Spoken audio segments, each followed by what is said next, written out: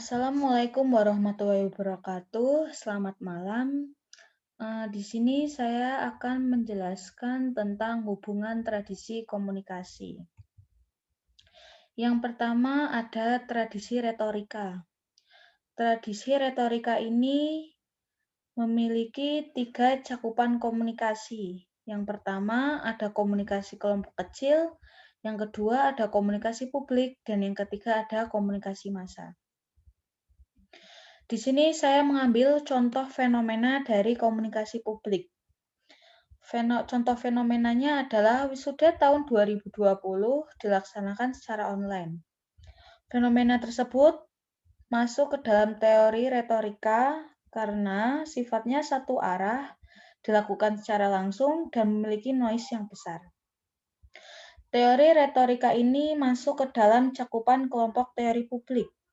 Dan teori publik ini masuk ke dalam cakupan komunikasi publik. Dan komunikasi publik masuk ke dalam tradisi retorika. Yang kedua ada tradisi sibernetika. Tradisi sibernetika ini memiliki 2 cakupan komunikasi. Yang pertama ada komunikasi publik, dan yang kedua ada komunikasi massa. Di sini saya mengambil contoh fenomena dari komunikasi massa. Contoh fenomenanya adalah konten di sosial media. Fenomena tersebut masuk ke dalam cakupan teori ekologi media karena bersifat satu arah dan mendapat feedback tapi tertunda. Sebagai contohnya itu postingan di Instagram ataupun Facebook. Nah, teori ekologi media ini masuk ke dalam cakupan kelompok teori media. Dan kelompok teori media ini masuk ke dalam cakupan komunikasi massa. Dan komunikasi massa masuk ke dalam tradisi sibernetika. Yang ketiga ada tradisi semiotika. Tradisi semiotika ini memiliki 3 cakupan komunikasi. Yang pertama, komunikasi budaya, yang kedua ada komunikasi massa, dan yang ketiga ada komunikasi interpersonal. Di sini saya mengambil contoh fenomena dari komunikasi massa. Contoh fenomenanya ada ritual ikirab 1000 apem. Contoh fenomena tersebut masuk ke dalam teori kajian budaya karena berhubungan dengan suatu budaya. Teori kajian budaya ini masuk ke dalam cakupan kelompok teori media. Dan kelompok teori media ini masuk ke dalam cakupan komunikasi massa. Dan komunikasi massa masuk ke dalam tradisi semiotika. Dan yang keempat ada tradisi kritis. Tradisi kritis ini memiliki 3 cakupan komunikasi. Yang pertama ada komunikasi interpersonal, yang kedua ada komunikasi massa, dan yang ketiga ada komunikasi publik. Di sini saya mengambil contoh fenomena dari komunikasi massa. Contoh fenomenanya adalah berita kasus pembunuhan Datuk Sosilawati pada tahun 2010. Fenomena tersebut masuk ke dalam teori pengaturan agenda karena cenderung menilai sesuatu penting sebagaimana media massa menganggap hal tersebut penting. Nah, teori pengaturan agenda ini masuk ke dalam cakupan kelompok teori media, dan kelompok teori media masuk ke dalam cakupan komunikasi massa, dan komunikasi massa masuk ke dalam tradisi kritis. Yang kelima ada tradisi sosiokultural. Tradisi sosiokultural ini memiliki 3 cakupan komunikasi. Yang pertama ada komunikasi budaya, yang kedua ada komunikasi massa, dan yang ketiga ada komunikasi publik.